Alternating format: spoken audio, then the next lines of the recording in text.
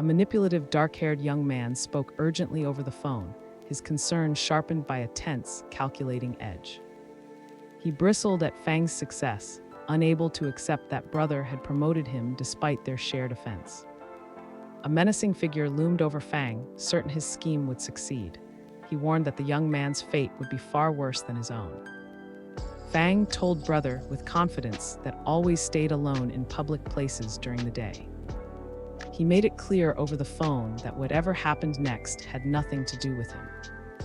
Over the call, he noted that had grown unexpectedly thoughtful, almost philosophical in the way he spoke. He sat stiffly in the chair, flustered by the sudden, suggestive talk of marriage. His patience snapped, and he cut off the call before his frustration spilled any further. Back in his office chair, he stared hard at the phone as worry settled across his face. Showed brother selfies of her sister, teasing him about her sister's beauty and figure. Another blocked message left irritation flashing across his face. A relaxed man in a suit considered, and Fang's upcoming marriage with quiet satisfaction. Bright lights swept across the stadium as the crowd erupted in cheers. Stage lights flared as Fang stepped up to the microphone to sing for the girl he admired. He poured his feelings into the song, and the audience swayed with the emotion of the performance. At center stage, he held the microphone, requested a song for and prepared to propose. He knelt before the stunned woman, offering an engagement ring as the crowd cheered around them. The audience burst into excitement as Fang presented a dazzling diamond ring and turned the concert into a public proposal. He called the moment romantic, while a nearby girl stared at the extravagant ring in amazement. A woman raised a striking red object and declared her intentions, drawing every eye in the room.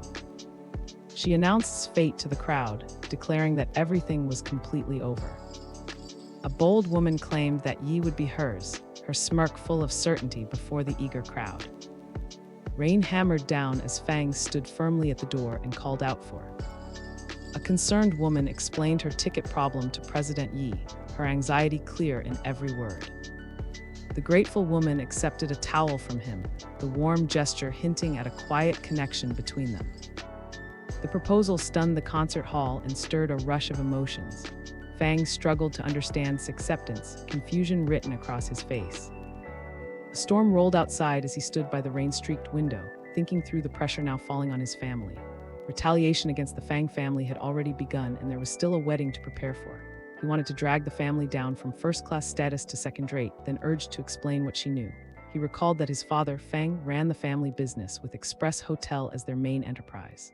The hotel chain had once been valued at tens of billions. He spoke with a friendly woman, their conversation moving between health concerns and business matters. Rain poured outside as he worked through a strategy for the troubled hotel business over the phone. A shadowy figure sat in a car, considering a confrontation that could reshape the Yi family's future. He decided to help the future head of the Yi family. Fang weighed President Yi's terrifying influence with growing unease. One phone call, he realized, could destroy the Fang family. The woman beside him watched closely, intrigued by the worry on his face. A serious woman leaned forward, explaining how a failed investment could cause delays and estimating that Fang's wedding would happen within 2 months. He told the surprised woman that he had already made arrangements and was ready to act. The dim street sat heavy with secrets, its storefront shadows tightening the tension around them. The elder asked whether everyone had recovered, and the group nodded in agreement. A commanding man addressed the group, telling them to either bring women or book hotel rooms themselves. A mustached schemer spoke into his phone, laying out a plan to damage the hotels by exploiting hidden cameras.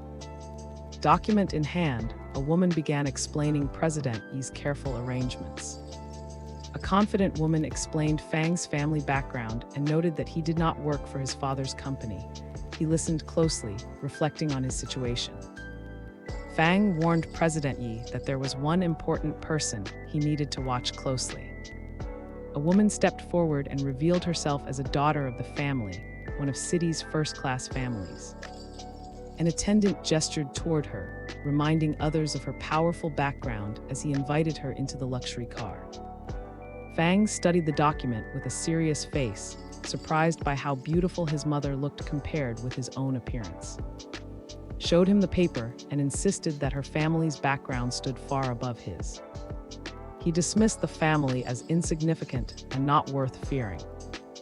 He slammed his hands against the car dashboard, furious over the string of business failures he had suffered. Over the phone, he urgently listed those failures and asked his father for financial help. His voice rose as fear over the family's finances broke through. Fang pushed back, saying times had changed and challenging his son's doubts. Fang argued that they could not rely on a single piece of advice, warning that bankruptcy was still possible. A man in a suit raised his hand and told his son to stop lecturing him, then offered another $500 million to end the argument. Fang smiled into the phone, confidently laying out his plan to turn $500 million into $5 billion. Excitement filled the luxury car as he celebrated his father's generous gift. He told the woman he had received another $500 million, and she listened with curious attention. He drove on, amused as he talked about her new status as Mrs. Fang and the fortune waiting ahead. He smirked as he mocked his father for being unable to offer financial support. Then the woman asked how she should address him now that they had a marriage certificate. Jealousy tightened the room as Fang held the girl close, unaware of another woman's disapproving gaze. He playfully lamented the situation, wishing he were not a live-in son-in-law. The third girl watched them with envy and hurt.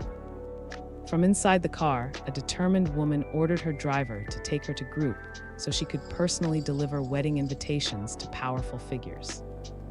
The car sped down the road as Fang drove in thought. He asked about Yi, and the woman answered defensively, questioning why he wanted to invite her ex-husband. He was determined to invite Yi to the wedding banquet and flaunt his superiority. He leaned closer to the nervous woman in the car, inviting her to spend the night with him to ease his frustration. The couple sat in the car discussing their upcoming marriage with both excitement and concern. She reassured him that they only needed to wait a little longer. Fang complained about his grandmother's old-fashioned thinking and the cunning woman who kept limiting him, revealing his growing impatience. A contemplative woman watched a passing car, caught in complicated feelings. She thought Yi could not be blamed for choosing Fang, whom she also liked. A critical woman looked out over the city and weighed her feelings carefully. Fang had potential, but in her eyes, he still fell short compared with others. A charming woman praised Mrs. Fang's beauty, saying marriage into wealth had only made her presence more striking. A polished office buzzed with anticipation as Fang entered politely with wedding invitations in hand. He thanked President Qin for her compliment, then asked about the wedding date to confirm the details. With calm authority, the woman held up the card and announced the wedding date. A stylish woman held the card in surprise, realizing the wedding date fell on Yi's birthday. The woman explained that President Qin remembered Yi's birthday because it was the same day as her father's. A provocative woman confronted Mrs. Fang, reminding her that Yi was still her ex-husband and questioning why she chose that wedding date. A hostile man threatened Yi's future birthdays, revealing the malice behind his words. Asked whether President Yi was in the office and whether she could deliver the wedding invitation, the helpful woman encouraged her to go in and reassured her, since she was already married to Fang, reasoned that President Yi's true identity no longer mattered. A woman stood at the office door with an inviting manner, welcoming someone into the room. A curious woman studied the man's back, confusion crossing her face as she wondered why President Yi looked so familiar from behind. A wedding invitation gleamed in Fang's hand, carrying unspoken tension. He asked why President Yi was absent, and he offered to deliver it when President Yi arrived, mentioning its contents without explaining further. Nostalgia stirred as the woman revealed the wedding date to him, turning the moment unexpectedly heavy. Fang held the letter with confidence, meeting the girl's shocked gaze head-on. He smirked and teased someone about the risk of getting married on his birthday while holding the wedding card. A nervous girl handed the invitation to a surprised man, insisting it was meant for him as she pushed forward with determination. A confident man in a suit held the note as curiosity flickered in his eyes. He wondered whether Fang had truly written it. Fang stood firm and dismissed the frustrated woman in front of him. She pleaded with him, worried that attending would leave him sad and embarrassed. Fang turned away, conflicted and irritated by her words. He defended himself against her accusations, insisting he would not cause trouble at the wedding. He turned to leave with a resolute expression, stepping away from the tension. The woman watched him with concern, sensing the fears he left unspoken. A commanding woman strode forward, her presence cutting through the urban scene with force. A frustrated woman criticized Fang for choosing to marry on her birthday, believing he had done it on purpose to upset her. He told in frustration that the issue with his birthday had simply been overlooked. Excitement built as a determined woman planned a grand birthday banquet for Yi, seeing it as her chance to express her feelings. Fang shouted into the phone in frustration after losing money again. A distressed man in a lavish setting reeled from his financial losses. He could hardly believe how much he had lost over the past week, his voice trembling as he mourned the missing 500 million. An inquisitive character questioned whether Fang was being targeted, growing concerned over his recent investment failures. A dark-haired young man spoke with urgency, blaming a former rival's influence for the trouble closing in. Fang believed jealousy was costing him money and drawing unwanted attention. The other man reassured him that the Fang family would not miss the lost money and could recover easily. A confident man in formal attire emphasized its value, smirking as he suggested the other man could enjoy her however he liked. A woman in a wedding dress spoke excitedly on the phone, saying she was trying on her dress while getting her makeup done. A worried but playful woman urged Fang over the phone to get some sleep before the big day. A curious, red-haired young woman wondered what he had said. A frustrated woman complained about Fang's vulgarity, saying she would never marry him if his family were not wealthy.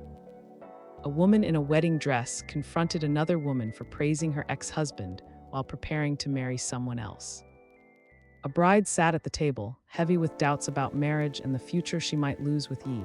She feared divorce could come someday. A woman in a wedding dress stared into the mirror, unsettled by the reflection before her. Another woman gestured toward it, urging her to look more closely. A nervous bride studied her reflection, caught between hope and fear. A supportive friend praised her beauty and insisted no man could resist her face. Two women discussed a man, with one advising the other to keep Yi as nothing more than a backup plan under her control. A peaceful view of traditional architecture and nature offered calm contrast to the turmoil gathering within. A woman adjusted a man's bow tie while warning him about the company's risky decisions. She doubted the aggressive expansion plan and cautioned him not to trust too easily. He listened closely, his anxiety growing with every word. Fang confronted a young woman about their past financial trust, insisting the company's success came entirely from his efforts. She answered calmly, questioning his confidence and suggesting support from the family. A defiant, silver-haired man faced forward, resolve burning in his eyes as he vowed to rise against the family. A lavish setting stirred with anticipation as a woman in a red dress embraced a man in formal attire. She urged him to focus on their son's wedding and leave the topic behind. A worried woman voiced her concern over Fang's plans for his ex-husband. She felt compelled to warn him against public humiliation, while the reluctant man listened uneasily. A tense room fell quieter as the silver-haired man warned everyone about President Yi's importance at the wedding. Before the luxurious villa, a woman stood determined to serve President Yi well. Beside the sleek car, she reminded President Yi that it was time to leave. Fang stood confidently and declared his identity to the unseen audience. A playful, cunning woman smirked as she imagined his terrified reaction. The lavish hotel wedding buzzed with prominent guests and polite greetings. President welcomed Deputy Mayor, calling his presence an honor. Deputy Mayor thanked him and apologized for not greeting him in person. The narrator admired the Fang family's connections and wondered which other influential guests had come. A surprised young woman with short hair exclaimed that President Ma had actually arrived. A concerned elder questioned what right the Fang family had to host a wedding attended by someone so influential. Fang addressed the guests, saying he was honored by President Ma's presence and eager to meet President Yi of Group. A formal man gestured toward President Ma and wondered about the powerful figure's background. President Ma took the seat of honor with clear eagerness and respect. The lavish gathering stirred as the elegant woman thanked President Yi for attending. The bride held her bouquet, wondering whether she was truly worthy of becoming President Yi's wife as insecurity rose inside her. Fang smirked while imagining a future with the beautiful bride beside him, though he knew he had to stop fantasizing. A cheerful man in formal attire spoke excitedly into his phone, promising to welcome the caller at the door. Fang urged the others to welcome two important figures arriving at the entrance. He pressed the group to go meet President Yi in the upscale venue. A luxurious white car sped toward the entrance, catching the attention of two nearby figures. Fang stood alert, surprised by the arrival, while the woman beside him watched with curiosity. A luxury car pulled up, thickening the anticipation. A poised woman approached with quiet authority while a formal attendant stood ready beside her. The crowd stirred as they realized President Qin had arrived. The formal gathering hushed as an elegant woman stepped from the car and captured everyone's attention. Another figure introduced her to a curious man, explaining her importance. Fang looked up suddenly, his expression turning serious as something unexpected unfolded. A confident man in a white suit stood beneath the bright sky, carrying himself with pride and readiness for whatever came next. If you'd like to see your favorite titles retold, leave a comment, and I'll be sure to pick some of them up from time to time. Also, let me know which video format you like more, long videos or short ones. Don't forget to like and subscribe. See you again soon.